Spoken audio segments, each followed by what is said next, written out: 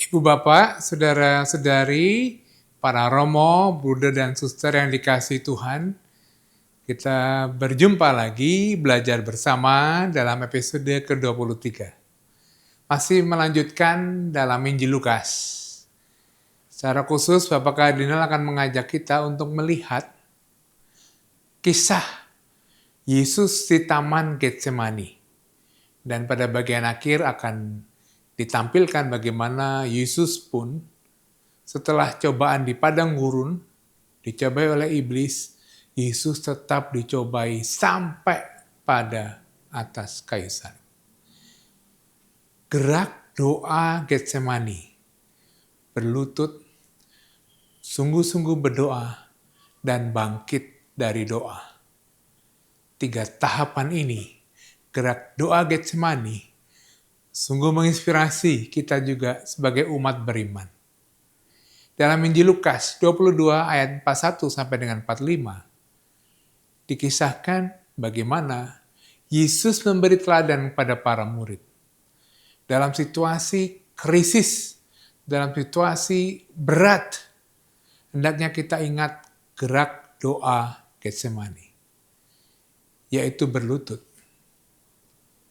berdoa sungguh-sungguh, dan bangkit dari doa dengan keyakinan Tuhan menyertai kita.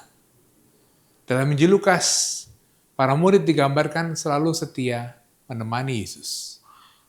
Berbeda dengan Injil-Injil yang lain. Semoga kita juga menjadi murid-murid yang ada dalam Injil Lukas. Setia menemani Yesus. Mengikuti Yesus untuk berlutut, berdoa sungguh-sungguh, dan bangkit dari doa, menjalani tugas perutusan. Selamat mendengarkan, selamat menyaksikan, dan selamat merenungkan.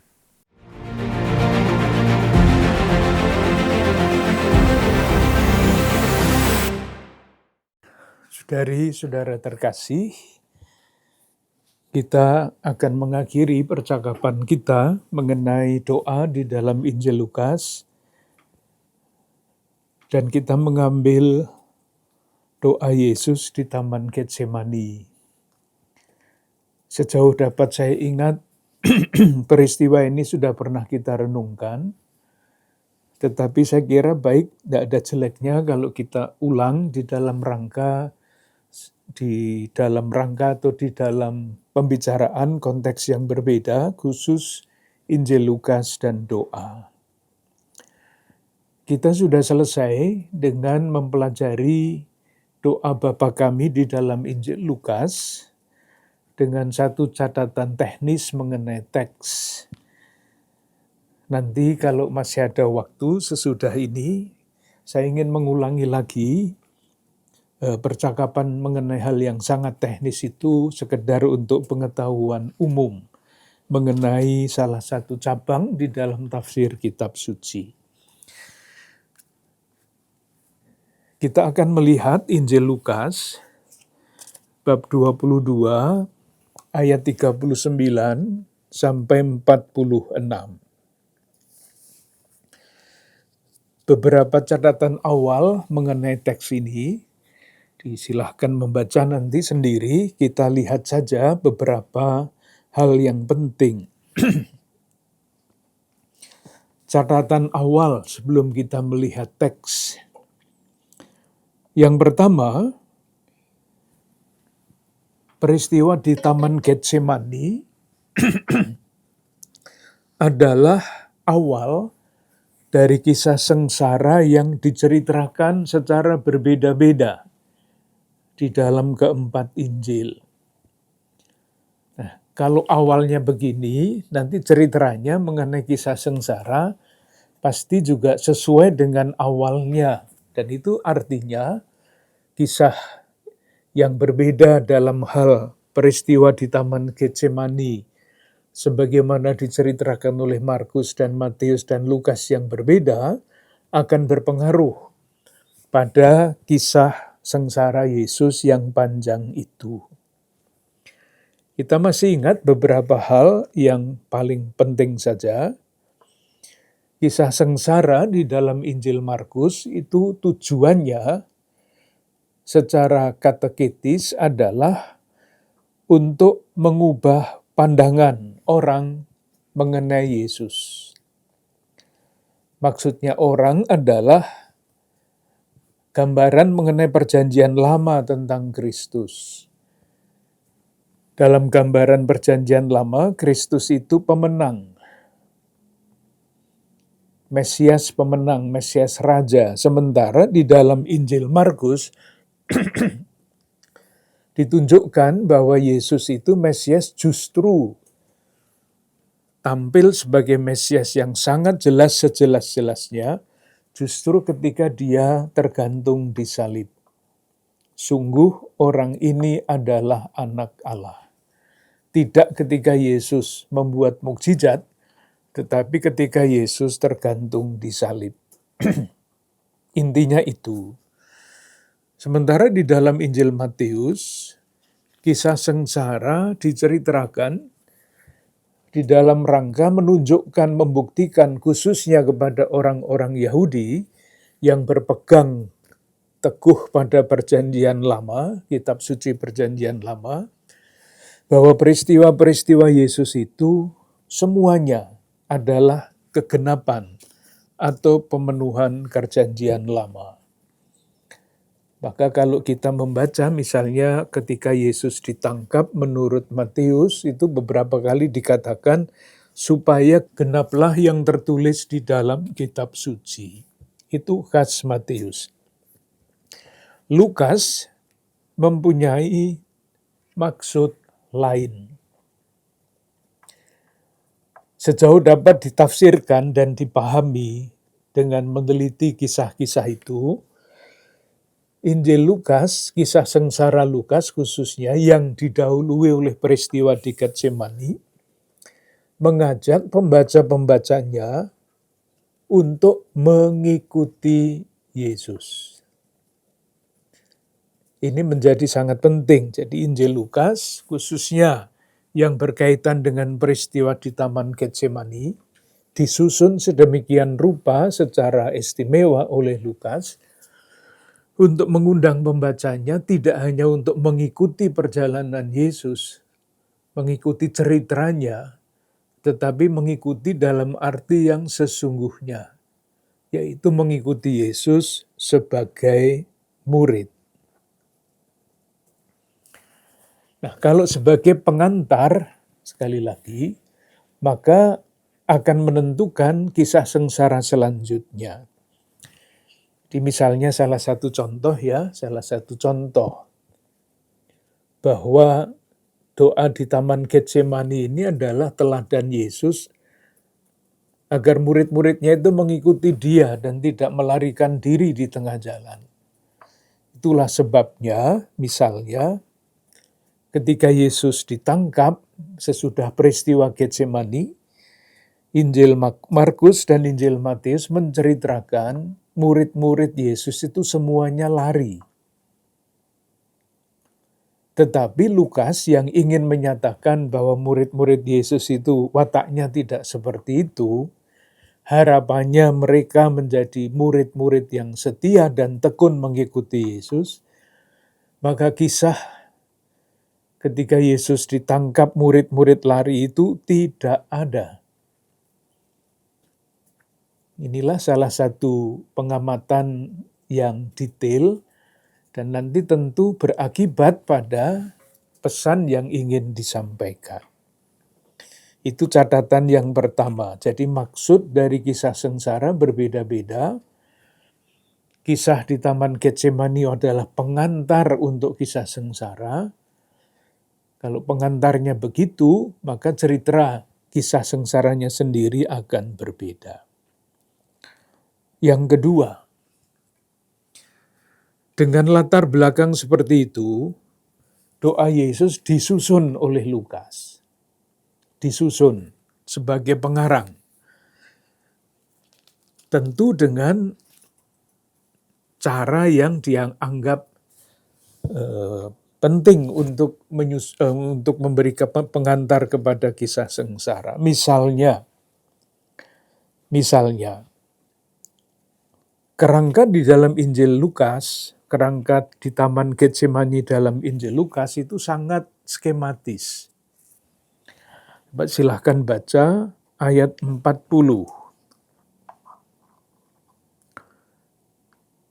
Peristiwa ini didahului dengan nasihat Yesus yang berbunyi begini, berdoalah supaya kamu jangan jatuh ke dalam pencobaan. Itu boleh disebut pernyataan yang pertama, pengantar.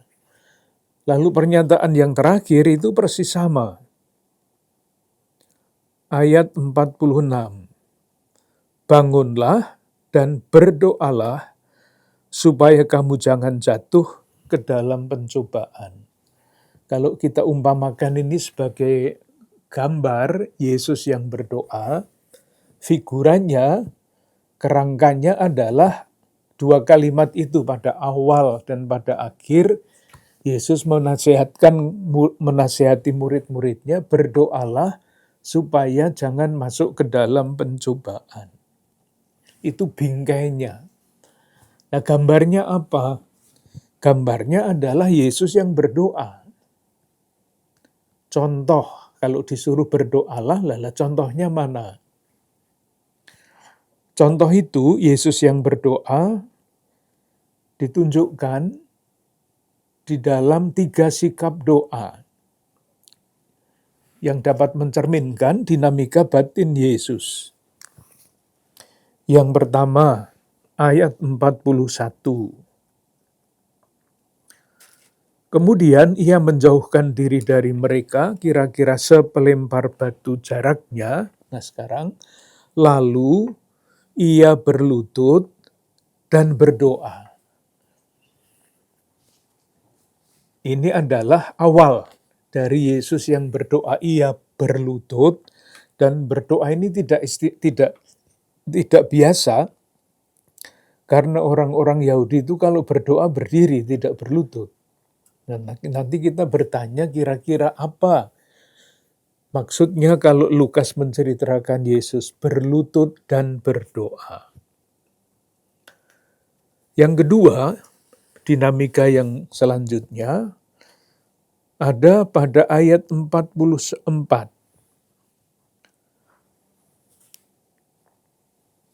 Ia sangat ketakutan dan makin bersungguh-sungguh berdoa. Jadi berlutut, berdoa, doanya, dinamikanya maju. Nah, ketika dinamika doa itu maju, ia bersungguh-sungguh berdoa. Yang terakhir adalah yang dilakukan oleh Yesus pada ayat 46. Ayat 45. Lalu ia bangkit dari doanya. Jadi berlutut, bersungguh-sungguh, dan bangkit dari doanya. Artinya doanya selesai, keputusan diambil, dan dengan keputusan itu Yesus masuk ke dalam sengsaranya. Jadi sudah tidak ragu-ragu lagi Yesus masuk di dalam sengsara itu. Karena proses doanya seperti itu. Berlutut, bersungguh-sungguh, dan bangkit dari doanya. Moga-moga gambarnya jelas, detailnya nanti. Ada bingkai, awal, akhir, ada gambar di tengah, Yesus yang berdoa. Sekarang detail-detailnya, sedikit detail-detailnya. Untuk menunjukkan bahwa yang dimaksudkan oleh Lukas agar murid-muridnya, kita semua itu mengikuti Yesus. Kita lihat perbandingan dengan Injil yang lain. Caranya untuk melihat kekhususan Injil Lukas adalah membandingkan dengan Injil yang lain. Kita baca Injil Markus, bab 14, ayat 32. Lalu sampailah Yesus dan murid-muridnya ke suatu tempat yang bernama Getsemani. Nah, sekarang kata Yesus kepada murid-muridnya, "Duduklah di sini sementara aku berdoa." Sudah sangat berbeda ya rumusannya. Ketika kita membaca Injil Lukas, berdoalah supaya kamu jangan masuk ke dalam pencobaan. Di dalam Injil Markus, murid-murid itu hanya disuruh duduklah di sini, sementara aku berdoa. Masih ada lanjutannya, ayat 31, ayat 33, dari antara murid-murid yang disuruh duduk, itu 3 diajak lebih jauh. Dan ia membawa Petrus, Yakobus, dan Yohanes sertanya. 3 yang lain disuruh duduk, 3 di bawah. Tapi tidak ada nasihat untuk berdoa. Kita lihat Matius, sama. Ayat 36, maka sampailah Yesus bersama murid-muridnya ke suatu tempat yang bernama Getsemani. Lalu ia berkata kepada murid-muridnya, duduklah di sini. Disuruh duduk sama. Dan ia membawa Petrus dan kedua anak Zebedeus sertanya. Dan seterusnya. Nah, coba apa yang kita lihat di dalam Injil Lukas, tadi sudah kita lihat murid-muridnya mengikuti. Ayat 39. Lalu pergilah Yesus keluar kota. Nah sekarang ini hal kecil. Dan sebagaimana biasa, itu kan tidak ada kata-kata itu, frase seperti itu tidak ada di dalam Injil Markus dan Matius. Ini penting. Sebagaimana biasa, ia menuju Bukit Zaitun. Lalu dikatakan dengan tegas, murid-muridnya juga mengikuti dia. Tidak disuruh duduk, tidak ada murid yang istimewa 3 orang itu, tidak ada. Murid-muridnya juga mengikuti dia. Rasa-rasanya hal-hal kecil seperti itu, kalau diperhatikan dan ditanyakan kenapa Lukas masih mengatakan sebagaimana biasa.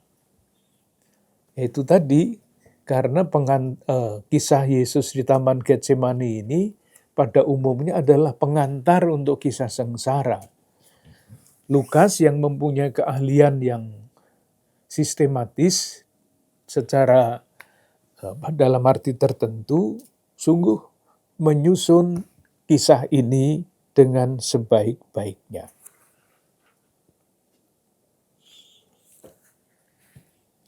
Jadi ada 2 perbedaan itu, ke suatu tempat, sebagaimana biasanya di dalam Injil Lukas. Pasti kita masih ingat yang sudah kita bicarakan tentang doa, di dalam Injil Lukas selalu dikatakan sebagaimana biasa Yesus berdoa. Sama sebagaimana biasa Yesus ke Taman Getsemani itu. Itu pengantar-pengantarnya.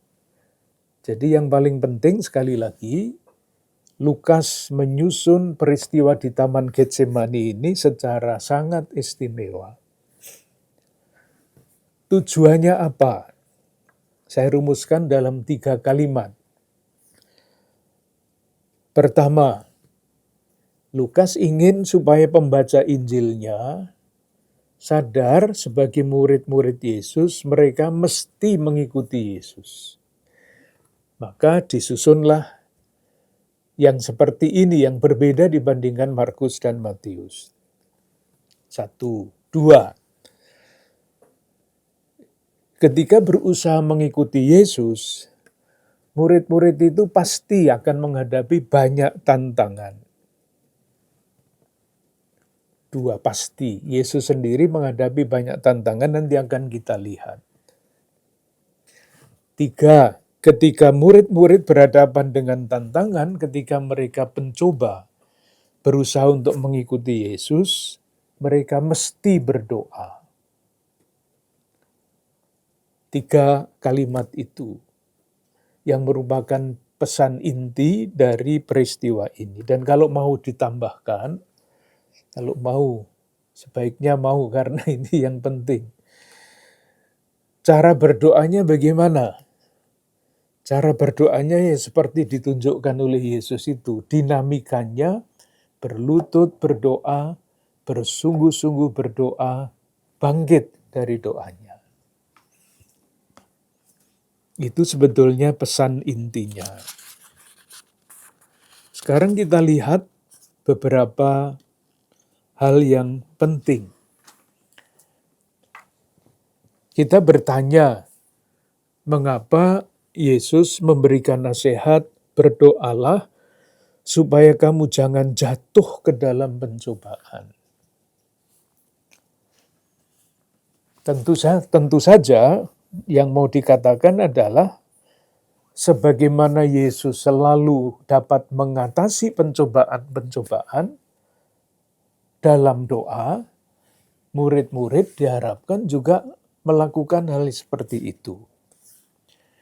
Nah, bagaimana Yesus memberi contoh di dalam hidupnya berhadapan dengan cobaan-cobaan itu.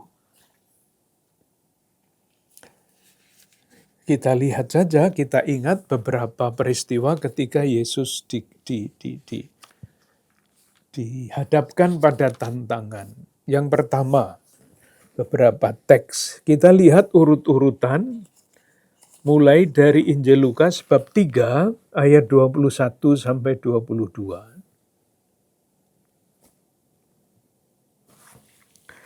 Yesus dibaptis.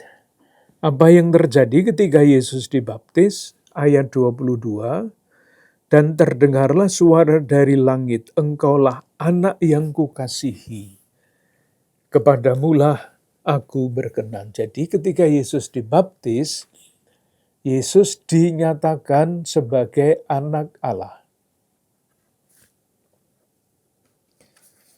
Terusnya bagaimana? Terusnya Yesus digodai bab 4 ayat 1 sampai 13. Godaannya berkaitan dengan penobatan itu. Ayat 3. Jika engkau anak Allah. Nah, sudah dibaptis, dinobatkan sebagai anak Allah. Nah, sekarang dicobai. Jika engkau anak Allah, suruhlah batu ini menjadi roti. Hal yang sama pada ayat 9. Kemudian ia membawa Yesus ke Yerusalem dan menempatkan dia di bubungan bait Allah lalu berkata, jika engkau anak Allah. Jadi jelas ya, sesudah dinyatakan sebagai anak Allah, digodai sesuai dengan sebutannya anak Allah. Dan kita masih ingat urut-urutan godaan ini di dalam Injil Lukas berbeda dibandingkan dengan yang kita temukan di dalam Injil Matius. Bagian Yerusalem itu diletakkan pada bagian yang terakhir. Godaan Yesus yang terakhir menurut Lukas adalah dalam atau terjadi di Yerusalem.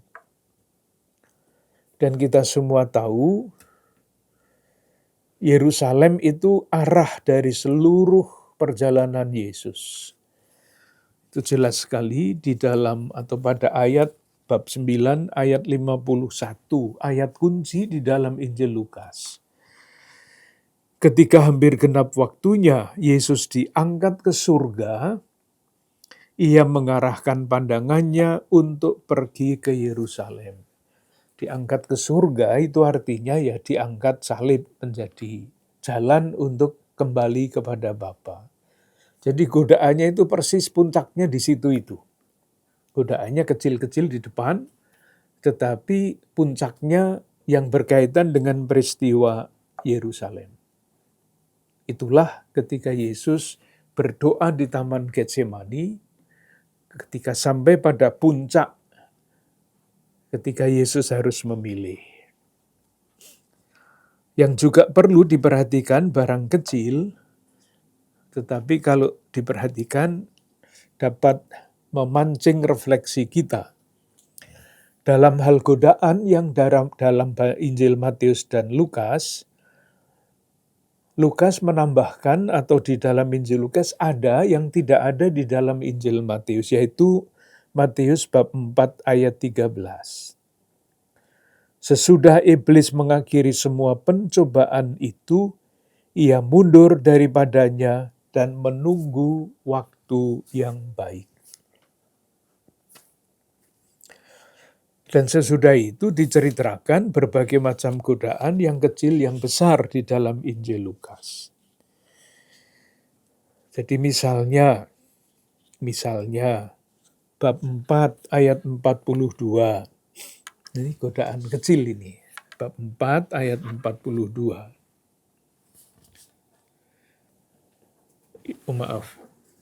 Ayat 42. Ketika hari siang, Yesus berangkat dan pergi ke suatu tempat yang sunyi. Tetapi orang banyak mencari dia, lalu menemukannya dan berusaha menahan dia, supaya jangan meninggalkan mereka. Tetapi ia berkata kepada mereka, juga di kota-kota lain, aku harus memberitakan Injil Kerajaan Allah. Sudah mau ditahan. Udahlah di sini saja, tidak usah pergi kemana-mana. Sudah nyaman, sudah diterima, sudah segala macam. Yesus tidak mau. Juga di kota-kota lain, aku harus mewartakan Kerajaan Allah. Masih ringan.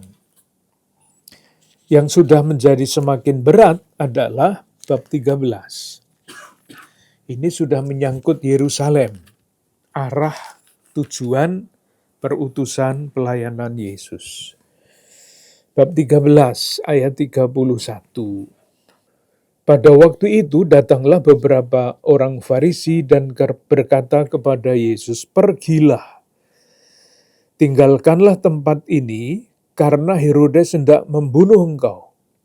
Sudah ancamannya jelas. Jawab Yesus kepada mereka, pergilah. Katakanlah kepada si serigala itu, aku mengusir setan dan sebagainya. Ayat 33 sekarang.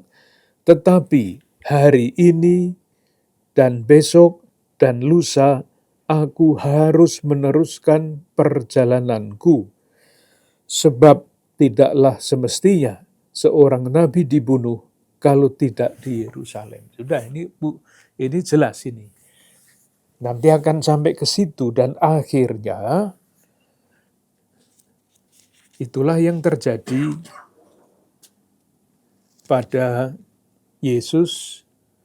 Puncaknya krisis besar ada pada bab 22 ayat 39 sampai 46. Jadi godaannya itu intinya adalah supaya Yesus tidak pergi ke Yerusalem. Sebagai anak Allah, tidak pergi ke Yerusalem untuk menyelesaikan karya keselamatan Allah. Mungkin baik kalau kita baca ayat-ayat ini ketika Yesus tergantung di salib. Apa godaannya? Bab 23 ayat 35. Ketika Yesus tergantung di salib.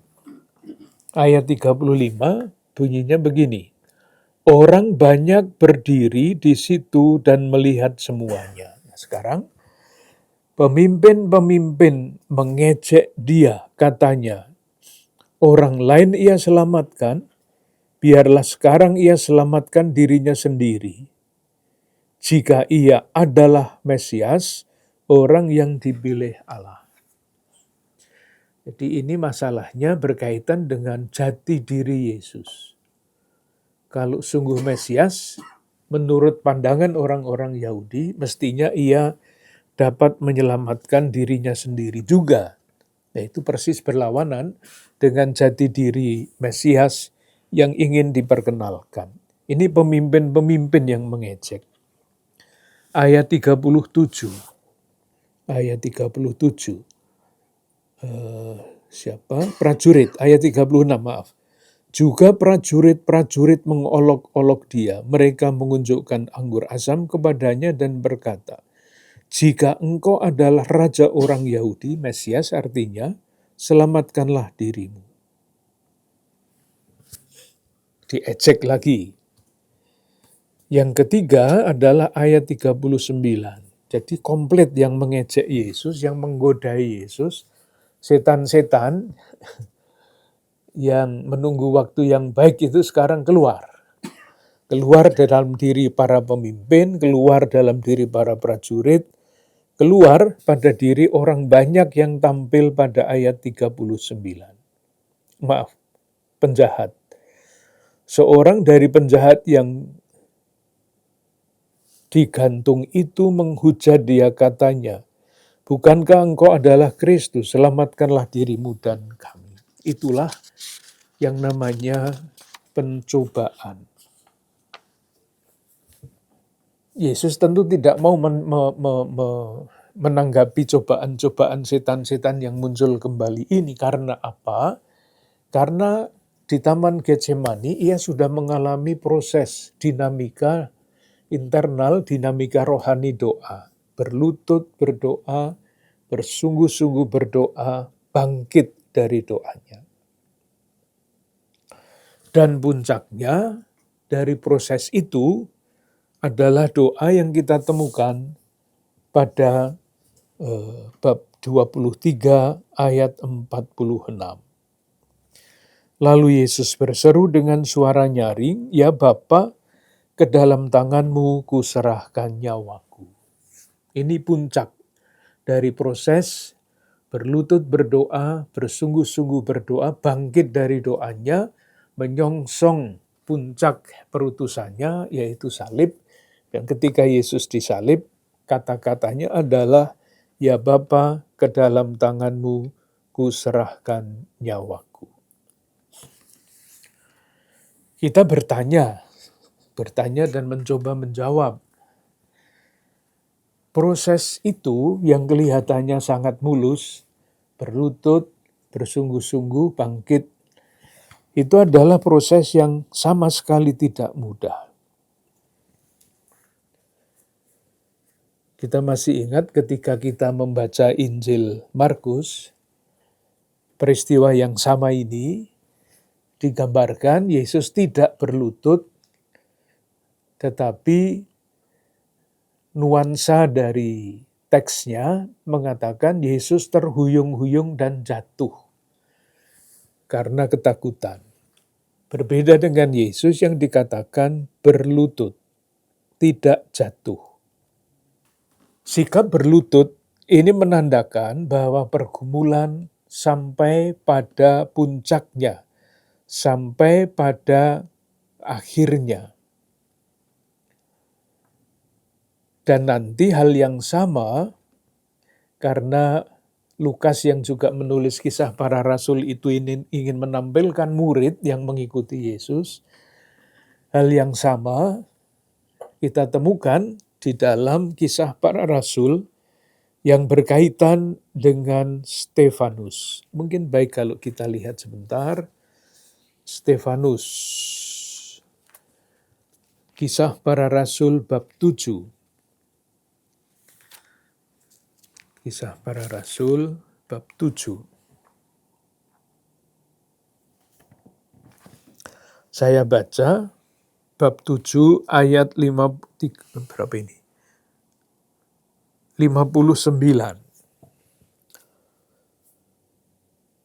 Sedang mereka melemparinya, Stefanus berdoa seperti Yesus. Katanya, "Ya Tuhan Yesus, terimalah rohku." Mirip-mirip dengan Bapa yang didoakan oleh Yesus pada bab 23 ayat 46.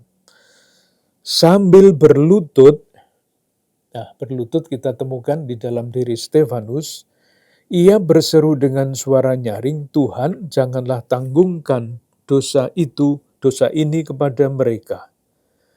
Dan dengan perkataan itu meninggallah dia. Ditampilkan dengan sangat bagus. Yesus berlutut dan berdoa, Stefanus berlutut dan berdoa. Ketika dianiaya, ketika dibunuh, Yesus tergantung di salib, Yesus juga mengampuni orang-orang yang membunuh dia. Dan kemudian menyerahkan hidupnya kepada Bapa, ya Bapa, terimalah rohku. Ke dalam tanganmu kuserahkan nyawaku. Persis, Stefanus juga melakukan hal yang sama.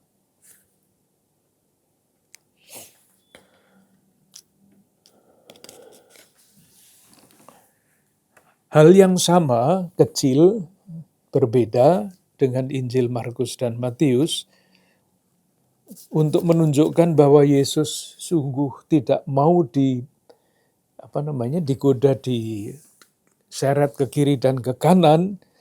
Lukas juga berusaha menampilkan bahwa Yesus itu di dalam peristiwa ini bukan menjadi korban, objek yang diperlakukan tidak baik, tetapi justru menjadi subjek yang menguasai keadaan. Maksud saya apa? Dalam peristiwa Yesus ditangkap, menurut Markus dan Matius, ada seorang muridnya yang memotong telinga hamba Imam Agung. Nanti bisa dibaca di dalam Injil Markus dan Matius. Tapi hanya dipotong saja, tidak ada terusnya. Tidak punya telinga, sudah dipotong. Tetapi kalau kita membaca Injil Lukas yang tidak diceritakan oleh Markus dan Matius, silahkan membaca Injil Lukas bab 22. Kita baca mulai ayat 49. Ketika mereka yang bersama-sama dengan Yesus melihat apa yang akan terjadi, berkatalah mereka, "Tuhan, mestikah kami menyerang mereka dengan pedang?" Dan seorang dari mereka menyerang hamba imam besar sehingga putus telinga kanannya. Nah, Markus dan Matius hanya berhenti di situ. Lukas melanjutkan dengan kisah, tetapi Yesus berkata, "Sudahlah itu." Nah, ini frase yang khusus di dalam Injil Lukas. Lalu ia menjamah telinga orang itu dan menyembuhkannya. Di dalam keadaan yang kritis seperti itu, Yesus masih tampil dengan kemuliaannya, yaitu menyembuhkan telinga hamba imam besar yang dipotong telinganya itu. Jadi detail-detail kecil, kalau diperhatikan, akan memberikan gambaran bahwa memang peristiwa di Taman Getsemani menurut Lukas itu terus dilanjutkan di dalam kisah sengsara yang diawali dengan kisah di Taman Getsemani itu. Nah, sekarang para murid yang disuruh berdoa itu, seperti apa gambarannya? Sebetulnya sudah disampaikan tadi, tetapi beberapa hal yang kecil lagi. Tadi sudah disampaikan bahwa murid-murid ikut, semuanya ikut. Ikut Yesus berdoa di Taman Getsemani, mengikuti. Dan karena murid-murid mengikuti Yesus, dan Lukas ingin menampilkan para murid yang setia, ia tidak menceritakan ketika Yesus ditangkap, murid-murid lari.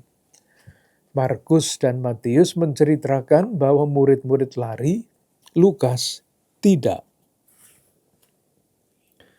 Bahkan pada bab 22 ayat 54 dikatakan begini, lalu Yesus ditangkap dan dibawa dari tempat itu. Ia digiring ke rumah imam besar dan Petrus mengikuti dia. Kata mengikuti itu ada di sini. konsisten dengan kata itu, mengikuti dia dari jauh. Satu, supaya murid-murid itu menjadi seperti itu. Lumayan mengikuti meskipun dari jauh, tapi tidak lari. Yang kedua, saya tidak tahu ini harus dimengerti bagaimana ya. Kan ketika Yesus berdoa itu murid-murid tertidur. Alasan yang diberikan kenapa murid-murid tertidur itu juga berbeda. Alasan Markus dan Matius karena mata mereka sudah berat. Ngantuk artinya. Tidak bisa bertahan lagi. Coba seperti sekarang kita lihat di dalam Injil Lukas, alasannya apa? Ayat 45, bab 22. Lalu ia bangkit dari doanya dan kembali kepada murid-muridnya, tetapi ia mendapati mereka sedang tidur karena duka cita. Beda, tidur karena mengantuk, tidur karena duka cita.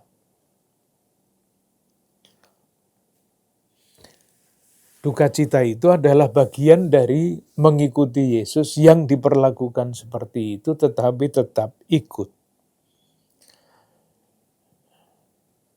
Mengapa murid-murid itu terus mengikuti? Mengapa murid-murid itu berduka cita, solider dengan Yesus? Jawabannya, kalau mau, kalau tidak ya mencari jawaban sendiri. Karena murid-murid itu sudah diberi teladan ini loh, berdoa itu seperti ini. Kalau berdoa mengikuti proses dinamika seperti itu, pasti tidak akan melarikan diri. Kalaupun akhirnya tertidur karena memang mungkin faktanya seperti itu, alasannya berbeda. Yang terakhir.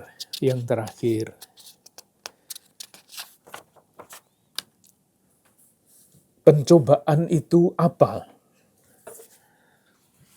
Yang dimaksud dengan pencobaan, tadi kan pada saat-saat kritis, setan itu muncul, menampakkan diri lagi dan menggoda supaya sudahlah, tidak usah dilanjutkan karya seperti itu.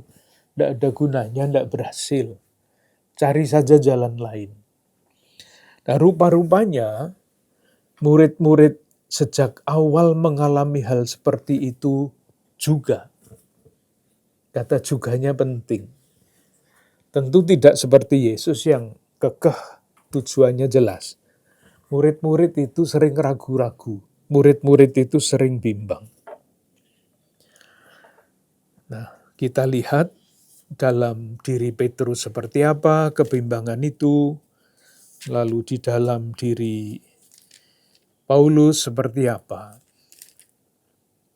Coba kita lihat lagi Injil Lukas bab 5. Kisah yang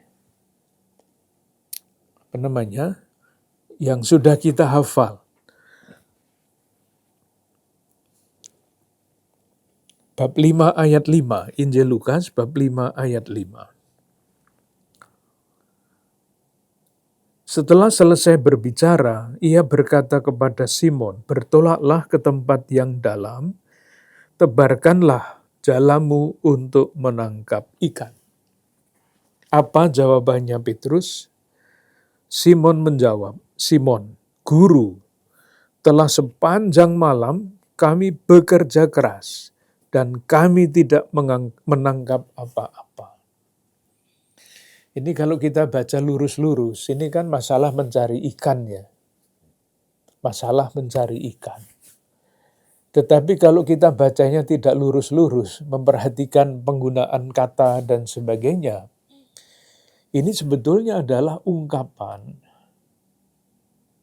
seorang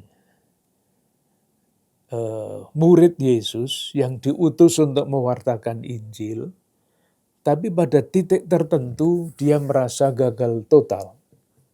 Sepanjang malam kami telah bekerja keras dan tidak menangkap apa-apa.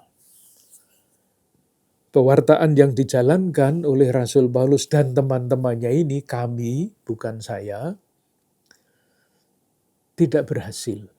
Dan itu saya kira sangat jelas di dalam gereja awal, terjadi perselisihan, terjadi segala macam itu. Kisah Petrus menangkap ikan, dulu kan pernah kita lihat ya, ketika kemudian penangkapan itu berhasil, nama Petrus berubah. Nama Simon berubah. Coba silahkan lihat ayat 5, bab 5. Simon menjawab. Hanya Simon. Itu orang yang hampir putus asa karena perutusan mewartakan Injil gagal total. Telah sepanjang malam kami bekerja keras. Udahlah, selesai saja. Ada hal yang bagus pada ayat 8. Ada perubahan. Inilah yang kemarin kita berikan contoh sebagai teks yang berubah, yang dipilih oleh para kritikus teks. Namanya berubah. Ketika Simon Petrus melihat hal itu, ia pun tersungkur di depan Yesus dan berkata, Tuhan. Pengalaman rohani yang mengubah seluruh hidupnya dari Simon menjadi Simon Petrus. Dan pada ayat 5, Yesus itu hanya disebut sebagai guru telah sepanjang malam. Tetapi ketika peristiwanya berlanjut, berkembang, Yesus tidak disebut lagi sebagai guru pada ayat 8, tetapi sebagai Tuhan. Awal baru, kebangkitan rohani baru ketika murid yang putus asa itu kembali bersemangat karena berjumpa dengan Tuhan. Moga-moga tidak terlalu susah dibayangkan. Hal yang sama dapat kita temukan di dalam surat-surat Rasul Paulus. Kita seringkali membayangkan Rasul Paulus itu tidak pernah kecil hati. Semuanya lancar, semuanya hebat. Rasa-rasanya tidak seperti itu. Itu persis godaan yang menyambangi para rasul ketika mereka merasa gagal, merasa tidak berhasil, sudahlah diganti haluan saja. Silakan melihat Galatia bab 4 ayat 11. Paulus dengan tulus, jujur mengatakan, aku khawatir kalau susah payahku untuk kamu telah sia-sia. Ini kata sia-sia lagi. Sudah bekerja keras, membanting tulang, membanting apa lagi, tidak ada hasilnya. Khawatir. Dan bahkan di tempat lain, ia menggunakan kata putus asa. 2 Korintus bab 1 ayat 8. Sebab kami mau, saudara-saudara, supaya kamu tahu akan penderitaan yang kami alami di Asia Kecil. Beban yang ditanggungkan atas kami adalah begitu besar dan begitu berat. Nah sekarang, sehingga kami telah putus asa juga untuk akan hidup kami. Inilah yang namanya pencobaan. Maka kepada para murid, di dalam peristiwa Yesus di Taman Getsemani, para murid dianjurkan dan diberi contoh, berdoalah supaya kamu jangan jatuh ke dalam pencobaan. Pencobaan untuk putus asa, pencobaan ketika gagal, segala macam hal. Contohnya Yesus yang berlutut berdoa, bergumul di dalam doanya, bersungguh-sungguh berdoa dan bangkit dari doanya, tanpa ragu-ragu lagi menghadapi saat-saat terakhir hidupnya. Moga-moga jelas. Inilah kekayaan doa dalam Injil Lukas. 1, murid-murid minta supaya diajari berdoa. 2, bukan hanya diajari berdoa, tetapi diberi contoh berdoa. Dan peran doa yang sangat menentukan, seperti dalam hidup Yesus, adalah terus berada di jalur perutusan yang mesti diselesaikannya, kalaupun itu menuntut pengorbanan hidup Yesus. Pembaca Injil Lukas diminta untuk coba lihat Yesus yang seperti ini, yang berdoa seperti ini. Setan yang tiap-tiap kali muncul pada waktunya tidak mampu membelokkan arah Yesus. Moga-moga murid-muridnya juga seperti itu. Pencobaan itu dalam hidup para murid, dalam hidup para rasul adalah ketika mereka antara lain merasa tidak berguna lagi melanjutkan pewartaan Injil. Itu seperti di dalam perumpamaan tentang penabur.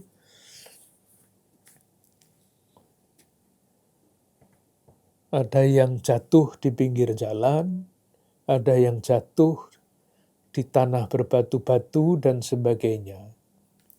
Perumpamaan itu dulu diceritakan Yesus dalam konteks apa?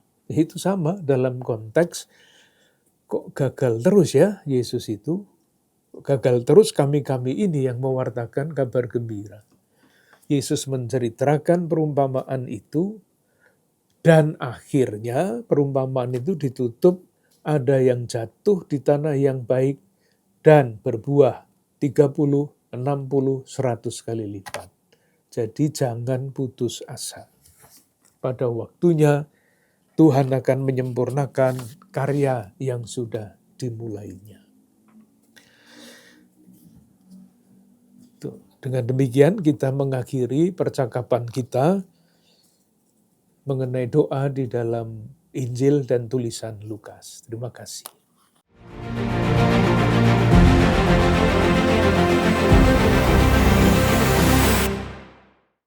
Saudara-saudari yang terkasih, proses gerak doa Getsemani, berlutut, sungguh-sungguh berdoa dan bangkit dari doa, memang proses yang sulit dan tidak mudah. Kita seringkali tergoda untuk frustasi, putus asa, menyalahkan diri, menyalahkan keadaan, bahkan menyalahkan Tuhan dalam situasi-situasi berat. Yesus menampilkan diri tetap setia pada tugas perutusan meskipun Yesus mengalami pencobaan demi pencobaan sampai di kayu salib. Saudara-saudari yang terkasih, mari kita mengikuti gerak doa Getsemani. Manakala kita mengalami kesulitan, tantangan, ingatlah, berlutut, sungguh-sungguh berdoa, dan bangkit dari doa, menjalani tugas perutusan kita. Kita mohon berkat Tuhan. Semoga saudara-saudari sekalian senantiasa diberikan rahmat kesehatan, damai sejahtera, perlindungan dan kasih setianya. Oleh karena kasih dan berkat dari Tuhan yang Maha Kuasa, Bapa, Putra, dan Roh Kudus.